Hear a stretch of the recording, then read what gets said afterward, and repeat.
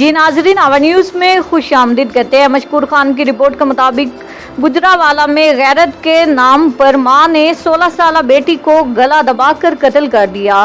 Police ने लाश को तहवील में लेकर पोस्टमार्टम के लिए अस्पताल मुंतकिल करके वालदा को गिरफ्तार कर लिया। थाना गिरजाक के इलाका गलाबाव खालिद वाला में मां ने अपनी 16 साल बेटी को मुबैना तौर पर गला दबाकर कत्ल कर दिया। पुलिस ने नश को तहवील में लेकर पोस्टमार्टम के लिए अस्पताल मुंतकिल कर दिया।